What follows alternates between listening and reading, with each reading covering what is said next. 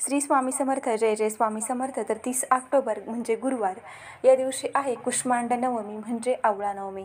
आवळा नवमीला अक्षय नवमीसुद्धा म्हणून ओळखलं जातं.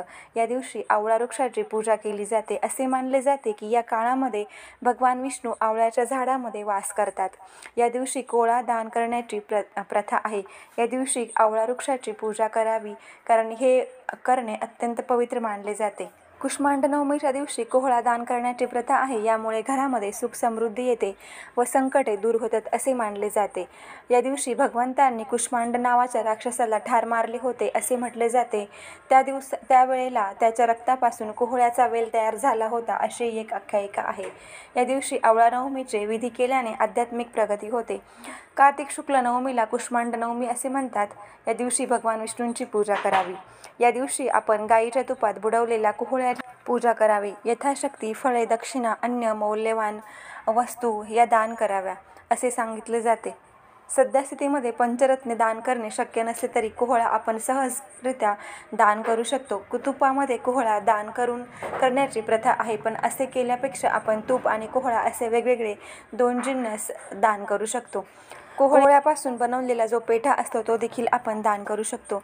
दान करताना आपल्याला असं बोलायचं आहे की हे विष्णू, प्राचीन काळी ब्रह्मदेवाने उत्पन्न केलेल्या आणि अनेक बियांनी युक्त असलेला कोहळा मी तुला अर्पण करत आहे. या भावनेने हा कोहळा दान करावा.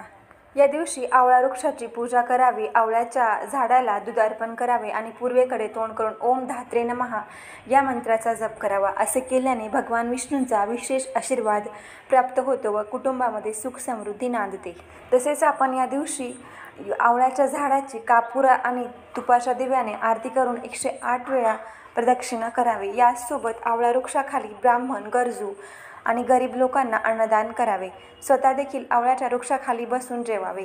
असे केल्याने देवी लक्ष्मीचा विशेष आशीर्वाद प्राप्त होतो आणि कुटुंबातील सदस्यांचीही प्रगती होते. तसेच आपण अक्षय नवमीच्या दिवशी आवळा रोपाचे दान करू शकतो किंवा आवळ्याच्या रोपाचे आपण रोपण सुद्धा करू शकतो. आपल्या घराच्या आजूबाजूला किंवा उत्तर दिशेला जर जागा असेल तर आवळ्याचे झाड लावावे. उत्तर दिशेला झाड लावणे शक्य नसेल तर पूर्व दिशेला लावावे. असे केल्याने आपल्या घरातील वास्तुदोष दूर होतो व सकारात्मक ऊर्जा येते. या दिवशी आपण व्रत ठेवणे अत्यंत शुभ मानले जाते. या दिवशी व्रत ठेवा आणि आवळा वृक्षाची पूजा करा. भगवान विष्णूला आवळा अर्पण करा.